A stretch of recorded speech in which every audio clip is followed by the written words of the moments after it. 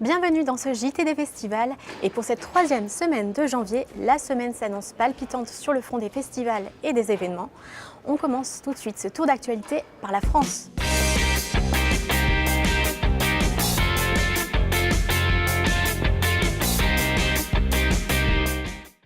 Rire en ces temps de grand froid, c'est l'objectif de ce festival du film de comédie qui a lieu chaque année dans la station de l'Alpe d'Huez. Longs et courts-métrages sont donc en compétition. Dans la sélection officielle, on retrouve par exemple le dernier film dans lequel joue Cadmerade, Le Doudou, ou encore un film où deux générations se rencontrent, celle de Thierry Lhermitte et celle de Ryan Bensetti. Le public est le bienvenu puisque 15 000 places sont ouvertes à la billetterie.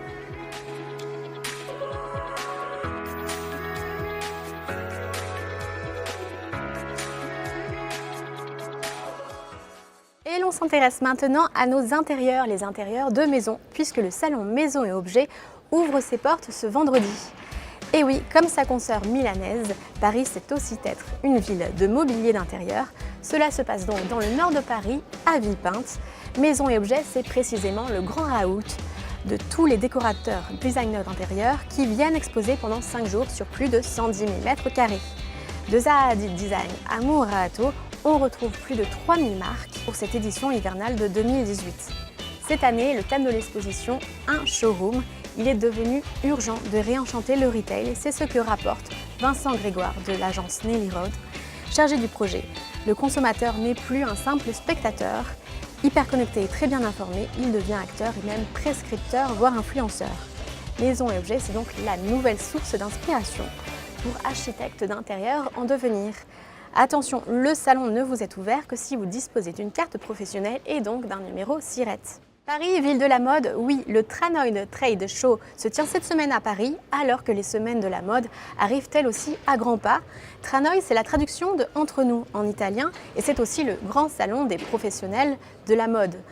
Toute la fashion sphère s'y rassemble donc, puisque bien plus qu'un rassemblement commercial, la mode est à l'honneur à travers des défilés, des soirées dans des lieux jugés mythiques comme le Carrousel du Louvre ou l'espace Montaigne sur l'avenue du même nom. On poursuit par une plongée dans l'univers du luxe.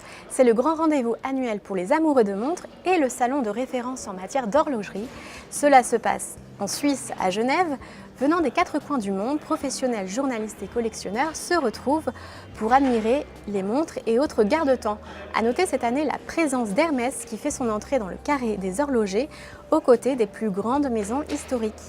Pendant ces 5 jours, designers, grands patrons et collectionneurs se retrouvent pour parler des dernières tendances du marché, alors que la dernière journée sera, elle, spécifiquement réservée à l'accueil du public.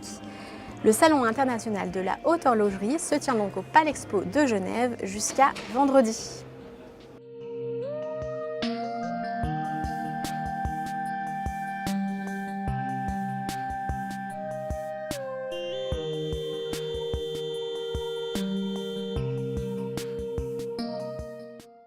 Un peu de pop à présent et plus précisément du pop art, du nom de ce mouvement des années 70 où des images et clichés sont utilisés avec humour, bien souvent avec ironie, pour décrire The American Way of Life, l'art de vivre à l'américaine, le célébrer mais aussi le critiquer. Et attention, puisque l'on rentre dans la dernière semaine pour aller voir cette exposition qui est hébergée au musée Mayol, au cœur du 7e arrondissement de la capitale. Vous aurez donc l'occasion de parcourir l'univers imagé de ces artistes américains. Si Andy Warhol en est évidemment le représentant le plus populaire, vous pourrez rencontrer au fil de l'exposition les peintures de Roy Lichtenstein, Jasper Jones et tant d'autres, des œuvres qui n'avaient jamais encore été présentées en France, mais qui retourneront donc de l'autre côté de l'Atlantique, à New York, dès la fin de semaine. Alors n'attendez plus pour prendre votre place, ça se passe au musée Mayol. Comptez 13 € pour le plein tarif. Samedi soir, c'est la nuit de la lecture dans toute la France. La première édition a eu lieu l'an passé et forte de son succès, elle a été reconduite par le ministère de la Culture. C'est donc une nouvelle occasion de promouvoir le plaisir de lire ou d'écouter de belles histoires et de réunir le public autour de programmations ludiques et festives dans les bibliothèques et librairies partenaires. Tout le programme sur le site du ministère de la Culture et si vous êtes à Paris, ne manquez pas une lecture riche en frissons et de contes de vampires. Ça se passe à la bibliothèque Aimé Césaire dans le 14e arrondissement.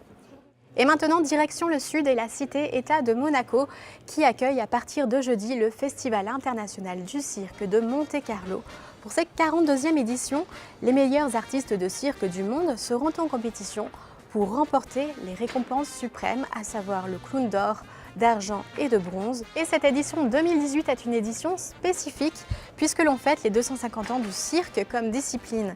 Apparu en 1768 dans l'esprit d'un jeune écuyer de la reine d'Angleterre, Philip Astley, venant de quitter l'armée, il s'est donné en spectacle avec son cheval en plein centre de Londres alors que d'autres artistes, jongleurs et dresseurs sont venus se mêler à l'artiste. Les 250 ans du cirque seront donc à l'honneur à Monaco jusqu'au 28 janvier sous le chapiteau de Fontvieille.